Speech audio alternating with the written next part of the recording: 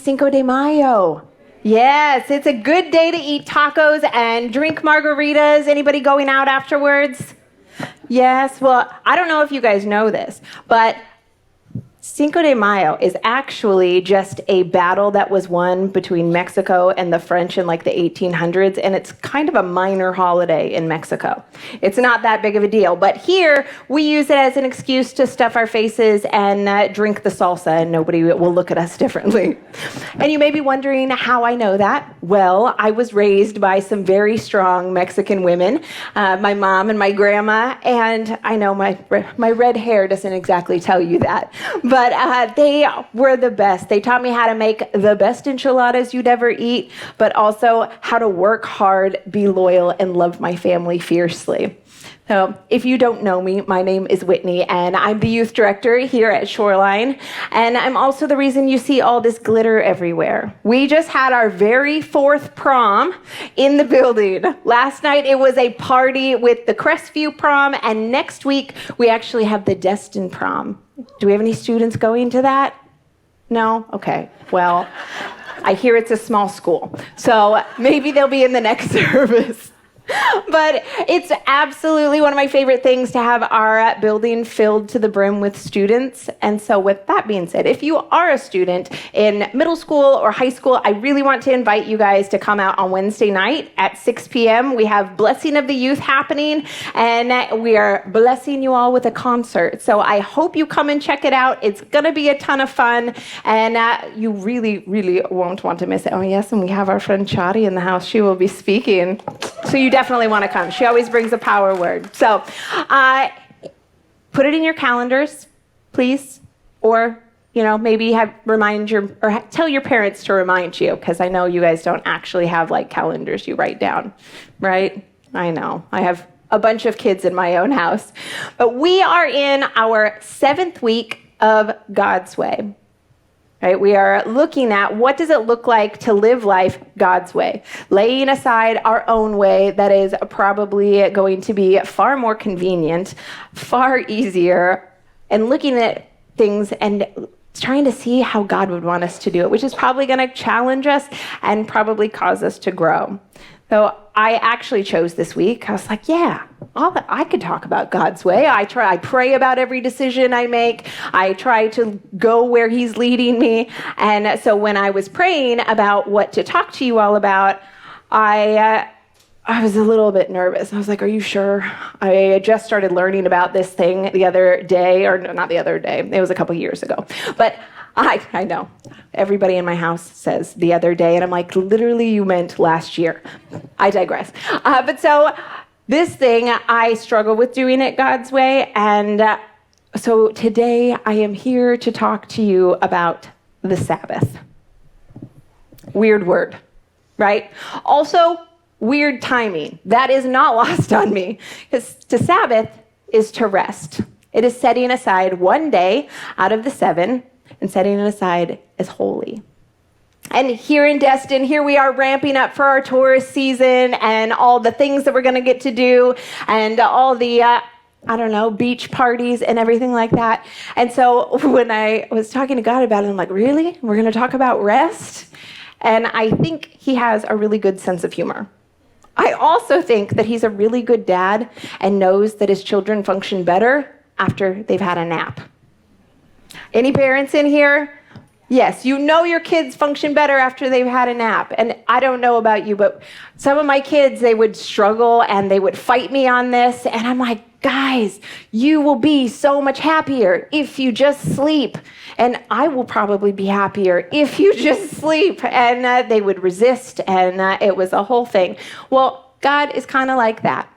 Right? He's a good dad, and he wants the best for his children. And so sometimes he's going to tell us to take a nap because he knows that we'll live better lives. We'll be happier people for it.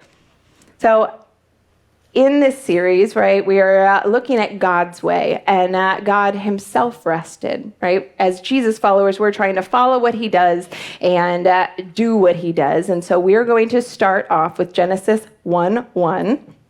And look at what God does, okay? So, Genesis 1:1. In the beginning, God created the heavens and the earth. So God started in the beginning with creating and work. On day 1, he created light and said it was good. On day 2, he created the sea and the sky and said it was good. On day 3, he created the land and all the plants. On day 4, he created the sun, the moon, and the stars and said it was good. On day 5, God created all the animals of the sea and the sky and said it was good. On day 6, God created all the land animals and humans and said it was good. So Genesis 2:1-3. So the creation of the heavens and the earth and everything in them was completed.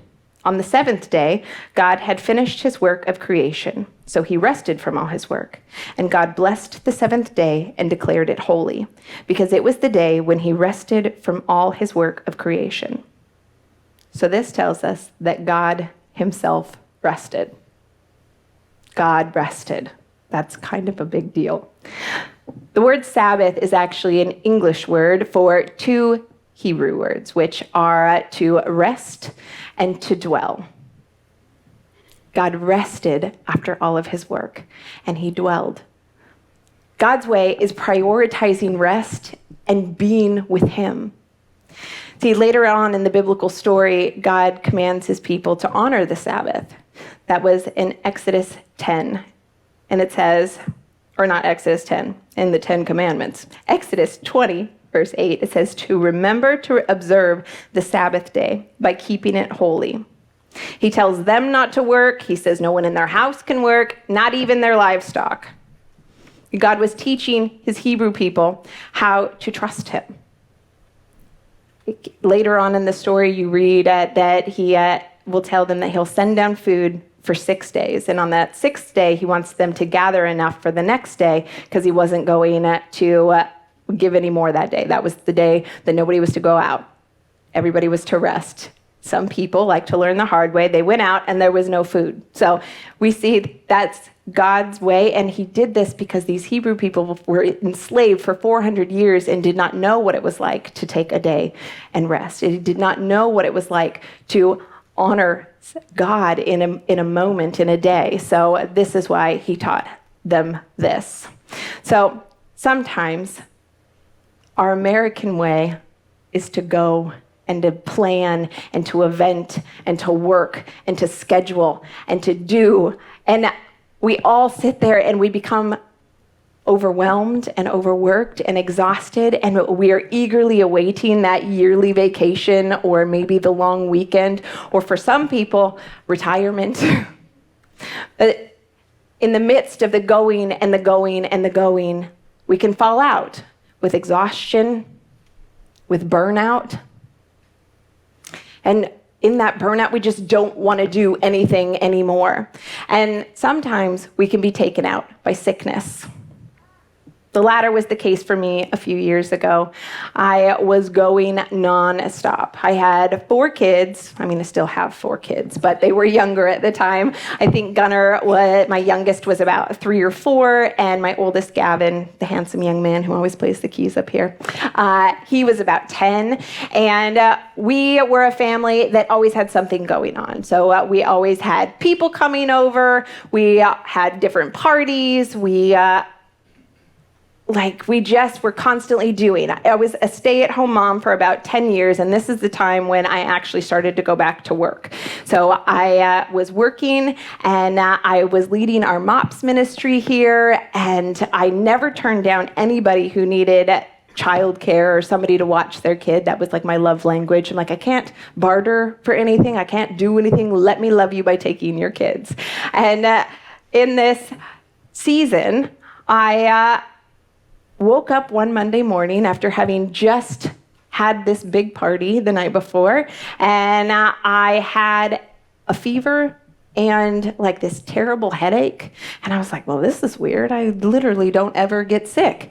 And so that was Monday, and I'm like, well, I'll just take a rest day. I'll lay on the couch. I'm going to do nothing other than, take care of 4 children. So you're not actually doing nothing. But I just was like, tomorrow I'll be better. Well, Tuesday comes, and I wake up, and I still have a fever, and I have this terrible cough. I'm like, okay. Send my kids off to school. I'm like, I guess we're going to continue binge watching The Walking Dead. So I just laid on the couch and had another day. And then Wednesday rolls around and I wake up and I'm still miserable. I have a fever. My cough is getting worse. And it was the kind of fever that like made your head throb and your joints ache. And I felt horrible. And Bradley started getting a little concerned, my husband, and I told him, I said, don't worry. Tomorrow I'm going to be good as new. I promise. Fever's going to be done. I just have a good feeling about this. And because he had wanted me to go to the ER. So then Thursday comes around and I wake up and I still have a fever and I'm miserable. So we compromised. I went to urgent care and I asked my friend to come and pick me up and take me because I was kind of a little bit too weak to drive. And so we went to White Wilson over in Fort Walton, their urgent clinic, and I saw the doctor. They checked me over. They listened to my lungs. And I assumed they would just say, all right, here's some cough medicine, go lay down. And instead, they took me back and I got an x-ray. And I was like, well, I've never had an x-ray for a cough before. That's kind of weird. And I was like, maybe because they're attached to the hospital, that's why we're getting an x-ray done, whatever. So I get it done, go back into the room, and the doctor proceeds to tell me that I have pneumonia. I was like 28 or 29. I honestly didn't think that a 28-year-old could get pneumonia. I was wrong, and I was miserable. So they gave me a prescription for an inhaler so I could breathe better, and they gave me the cough medicine, the good stuff if you've ever had it, to help me rest. And they said, rest, drink your fluids. That was on a Thursday. Well, the next day was supposed to be my husband's Christmas party on a Friday, and it was like the last one for his time in the military. So I'm like, I gotta go to this. So I rest all day long. I get up to start getting ready, and I just everything goes black, and I fall to my hands and my knees, and I'm like, okay, I guess I'm not going. But I should rest anyway because tomorrow I have 2 things planned, and I gotta go. So wake up. I have a graduation I was supposed to go to for my friend who was graduating college, and then I had a Christmas party that I had planned for my MOPS team, and there was no way. There was no way. I could not stand for longer than a couple minutes that Saturday when I woke up. So I did what anybody would do, and I went to bed and I threw myself a very big pity party, and I cried, and I watched sappy movies that kind of make you cry more, and I just felt, terribly sorry for myself. And day goes on, and I know my friends are all going to dinner, and they're hopefully enjoying themselves, and all of a sudden I hear singing at my bedroom window. They came to my house to sing me Christmas carols to cheer me up. And it was the sweetest thing. The bravest one came to the door. Bradley let her in, and she comes back and gives me a hug and hands me this gift basket and just says, rest, we love you, we need you to be better. And so I just cried. I felt so, so loved. And I think there's a picture.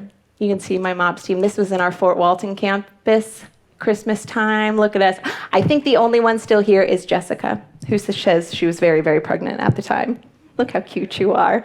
But this was about just 5 days later, and they made me sit because I couldn't really stand. And so they just set everything up for me, and they were seriously the best. And God taught me a lot of things in those couple of weeks of being terribly sick. One being that if you don't rest, rest will find you. Another being that who you surround yourself with matters. And I would like to tell you that I learned my lesson and I never filled my schedule so much again, and that I just got better. But a couple years later, I ended up with pneumonia again because I like to learn things the hard way. Yes, that is, but I digress. Now, you may be asking yourself, why, if the Sabbath is being the Old Testament law, why does that idea matter to us now since Jesus came to fulfill the law? Well, I want to ask you something in response. Why don't you go outside and steal one of the cars then? Okay, maybe not one of those cars because it's probably your friend or somebody sitting next to you, but maybe the one down the street. Why don't you murder? Why don't we worship our money or Taylor Swift or Buddha? Those are also part of the 10 Commandments. No, God no longer punishes us for breaking those commandments because of our faith in Jesus. If we love God, though, we'll obey his commandments. John 14:15, Jesus says exactly that. If you love me, you'll keep my commandments. Right? With love comes trust. And relational trust is at the heart of God's Sabbath invitation. Trusting that even when we're not working, we're still valuable. Trusting that we won't be left behind if we don't go to the event or if we stop working. Trusting that he will provide for us if we don't go to work. Sabbath was a gift from God. He didn't ask us to rest and dwell with him because he just wants to boss us around, but rather, he wants us to use the gift that he's given us. Just like the Christmas present or the birthday present that you search so hard to find for your kid or your spouse or your friend, you want them to use the gift. You want them to love it. And right? That's why we give them. God wants the same. He wants us to use the gift of Sabbath rest. In our culture, it is really easy to schedule our lives away, to look at our busyness as a badge of honor. But then we find ourselves growing resentful. Resentful of the things that we signed up for, the things that we said yes to, the things that we put on our calendar because it seemed like a good idea at the time. And then the day happens, and you're like, what was I thinking? This is where the Father wants us to take a step back and to be refilled with his presence. We're going to look at what Jesus says in Matthew 11:28-29. Jesus says, "Come to me, all you who are weary and burdened, and I will give you rest. Take my yoke upon you and learn from me, for I am gentle and humble in heart, and you will find rest for your souls." See, Jesus is pointing to himself and saying that he will give us rest when we come to him. When followers of Jesus observe the Sabbath, we live as if that restoration's already happened. We take a break from our full schedules and constant demands and set aside time to honor Jesus and enjoy his presence, to enjoy the things and the people that he created. When we trust God's invitation to come to him and rest, we become places where his presence can dwell. So, what does this practice of Sabbath look like for modern day Jesus followers? I know I had a lot of questions because, like I said, I just learned this maybe a couple years ago, and I've been really diving in and trying to figure it out. So I'm going to go off of the assumption that you also don't know what Sabbath is. And so first, we're going to talk about what Sabbath is not. Okay? Sabbath is not a list of rigid rules. Okay? It's not a list of the things that you can and cannot do. We're not trying to be Pharisees here, okay? Rules are not restful. At least they're not for someone like me whose knee-jerk reaction is, I do what I want. God's working on me in that. Jesus said the Sabbath was made for man and not the man for Sabbath. That's why we see in the Gospels when he's walking around, and when you come across the word Sabbath, we'll see that he healed people on the Sabbath and made the Pharisees very angry. He cast out demons on the Sabbath. He walked in community with his friends, and some of them picked grain and ate because they were hungry. And he did all of this while he was honoring this day, but he was going against the rules. So, the next thing is Sabbath is not checking out of your real life, meaning that we don't scroll on our phones, binge watch shows, play hours of video games, because that's not restful. It's not Sabbath. See, that kind of thing puts your life on pause, right? You are feeling a little bit overwhelmed, maybe overworked, and it's like pressing the pause button. You sit down to watch that show, and you press pause. And you check out through this mind-numbing practice. And then when your show's over, or you put your phone down, or you turn the console off, you set it aside, and it's like the play button gets re-hit, and you are feeling just as overwhelmed, just as overworked as you were when you sat down to do this. Okay? So we can't connect to God if we're checking out of our life. The next thing is Sabbath is not a day off. A day off is one where maybe you don't work for your employer, but you do all the other things that you didn't have time to do during the week, right? Things like clean the house, pay the bills, mow the lawn, run errands, grocery shop, tackle your to-do list, hit the commons. Now, these aren't bad things. Please don't hear me say that they are. They're just not restful. And they're not what the Sabbath is actually about. When we treat Sabbath as a day off, we're still working, just not for our employer. Next thing, the Sabbath is not striving. Pastor Darlene actually challenged me to look at it this way, and she challenged me to look at it this way when I was trying to decide like what to do on a Sabbath day and what not to do. So I'm going to give you an example.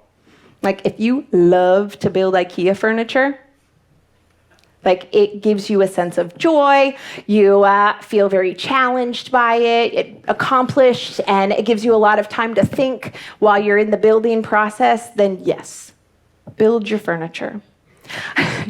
Do what brings you joy, right? But if the idea of this project gives you anxiety at the very thought of it, and then maybe you decided to do it anyway, and you open the box and see those thousands of pieces and just feel overwhelmed, well, I would say don't do that, right? Don't do that.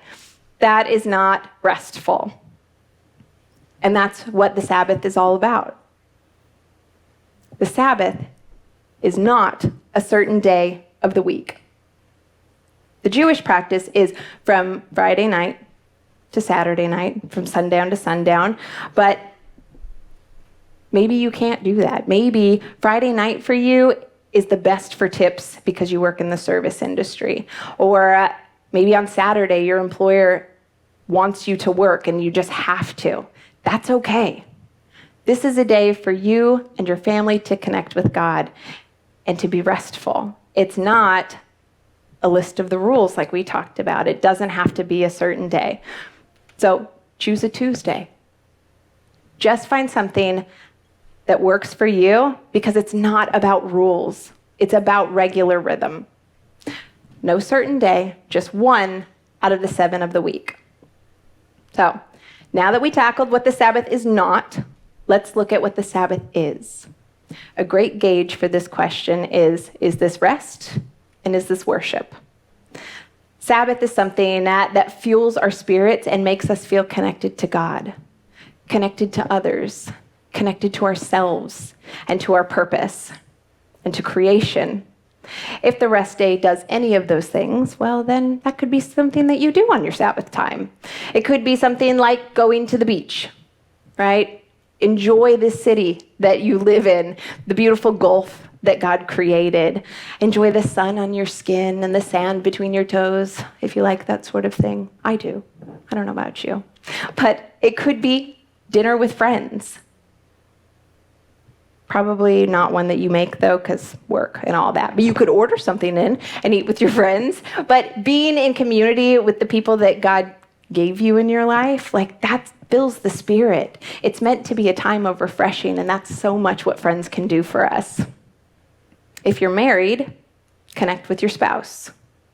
Yes, intimacy.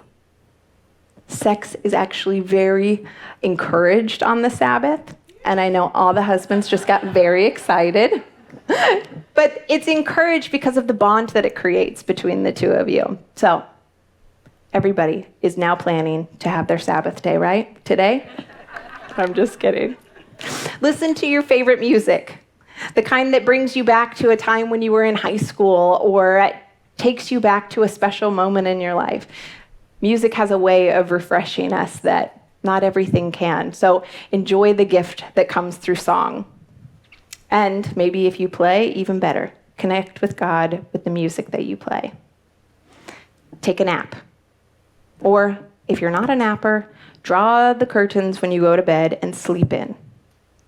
Often I think our culture tells us that this is a lazy thing to do and not something that we're allowed to do because we're not being productive.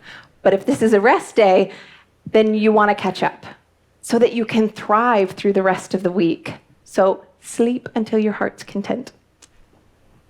Sabbath can look like reading a book that you've been meaning to read. Go fishing, but not golfing, okay? Nobody likes golfing, just kidding. Just kidding. It could be doing a puzzle, going on a hike, pray, journal, connect with God, sit in his presence and let him speak to you. The practice of Sabbath is meant to be a gift, but for some reason it can be so intimidating. Sabbath is not meant to be a burden. It's not meant to burden you with just another thing to do, but it's a practice meant so that you can reconnect with God and recenter your soul. It's a practice in the way that prayer is a practice. It's a practice in the way that journaling is a practice, or fasting, or the way that groups is. These practices are meant to enrich our lives and cause us to grow. And even if you don't believe what we believe here, I promise you that this still applies to you. If you took one day out of the 7 that you're given to just do things that bring you joy, you would be a different person because of it. You would be more loving. People would probably want to be around you more. I don't know. I'm just saying. That's only a personal thing. People like me better when I've slept. But one of the best models for this is Chick-fil-A, right? They work 6 days, and then the 7th day, the CEO person does not go in, and the window attendant person. It's very like what we read about in Exodus, right? Not even anyone in your household, not even your livestock, like nobody works. And they are blessed because of it. They're a very blessed business. So this is a beautiful thing. And I know that it can seem intimidating, like I said. So how do you start? Maybe for you, you start with what you have. You have 4 hours on a Saturday? Okay, do it. That's a great start. Maybe it looks like from the evening on Tuesday into half of Wednesday. Great, start there. Maybe, like I said, you liked that one that I talked about, and you want to do that, so you already are picking your day. Great. Start this week. It's not supposed to be stressful. It's supposed to be a time of refreshment. I also want to tell you, if you decide to do this, prepare. Cook your food beforehand, clean your house beforehand, do everything that you needed to do, because it's so easy to jump back into work or jump back into being distracted. Now, this idea that I'm bringing to the table isn't supposed to be strict, but I wanted to invite you into something that God longs for you. He wants you to live an abundant life with him. And to do that, we need to create space and to create a time of rest in his presence. So Jesus said, the greatest of all commandments is to love God with all your heart, soul, mind, and strength, and to love your neighbor as yourself. This practice is actually doing both, because when we're creating space for God, we're loving him. And when we create that space for God and live in a rested place, we're better able to love our neighbors. Can you imagine the kind of difference that you would feel once you did this, right? You're working for 6 days, you rest. And you aren't dreading Monday anymore because you are coming from that place of fullness. And then you know that literally 6 days later, you're going to do it again. And you stopped and you rested. I don't know about you, but I am a much nicer person after I've spent time in God's presence. This is how we love our neighbor better. When we're moving through life full of God's love and rest, we actually show God's love better to the people around us. We're able to love better, to be more patient, to show more grace, and to be kinder. When we do that, we're showing God's love to the people around us. God changes us from the inside out when we let him. When we are living changed, we actually show his love. And when we're living changed, when you do decide to invite someone to come to church with you, they're probably going to be more apt to accept your invitation because you look like you're doing life differently. You're living in that abundance that he has for you. So I invite you to consider implementing this practice if you haven't already. Sabbath is not a commandment that we're bound to, but it's a promise that you're invited to enjoy. It's an act of regular and intentional trust in God and his rule that he implemented on the earth when he first rested. When we stop working and striving and distracting ourselves, and we truly rest in God's presence, when we do that, we're so much better able to love everyone around us as well as ourselves. So I hope that you take this not as a burden, something that you need to start implementing, but rather something that you're excited about hopefully putting into your lives. And if you do, I also really want to hear about it, just like personal thing. But I would love to pray for you. So Father God, I just thank you so much. I thank you so much for how good of a dad you are, the way that you love us, the way that you speak to us so individually, and that you encourage us to slow down when the world says hurry up and speed up and be busy and do the things, that you're that ever calming voice that says just sit with me. So Father, I pray that this week everyone feels a little challenged to be with you, and challenged to maybe do things differently than they would normally do. But Father, I know it's for the best. It's for the best for all of us. So we love you, Jesus. We give you all the honor and glory and praise. Amen.